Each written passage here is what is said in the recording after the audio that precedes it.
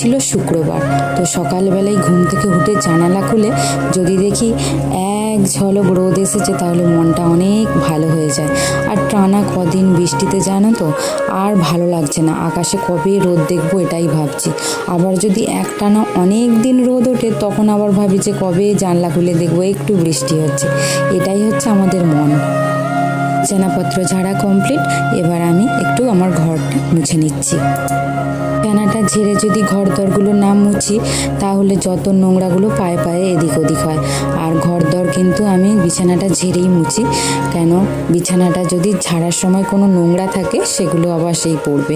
এবার চলো তাহলে দেখি রান্নার দিকে যাই। কিছু মাছ এনেছিল, মাছগুলো আমি রান্নার জন্য রেখে বাদবাকিটা ফ্রিজে স্টোর করে দিচ্ছি। চলো রেখে দিয়ে এলাম। আর এবার আমি একটু ইলিশ মাছের জন্য সর্ষে আর কাঁচা লঙ্কা বাটি।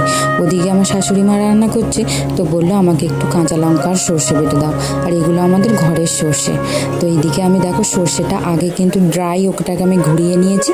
তারপর আমি এতে কাঁচা লঙ্কা আর জল দিয়ে এটাকে আবার একটা ঘনত্ব মতো করে নেব। আমরা কিন্তু এগুলো না ছেঁকে দিই। সর্ষের খোলাটা খেলে অনেকের কিন্তু পেটে প্রবলেম হয়, তো এইভাবে করলে কিছুটা সাময়িক কম হয়, আমার যেটা মনে হয়। তোমরা কি বলো? তো এইসব কাজবাজ সেরে একটুখানি চা, যেটা প্রাপ্তি, বললাম না রান্না আমি করি না, ওই আমি কাঠে হয়তো একটু ভাতটাই করি। শাশুড়ি মায়ের তরকারিগুলো সব করা হয়ে গিয়েছিল, আমি এদিকে চালটা ধুয়ে ভাতটা চাপিয়ে দিলাম, না হলে আবার দেরি হয়ে যাবে।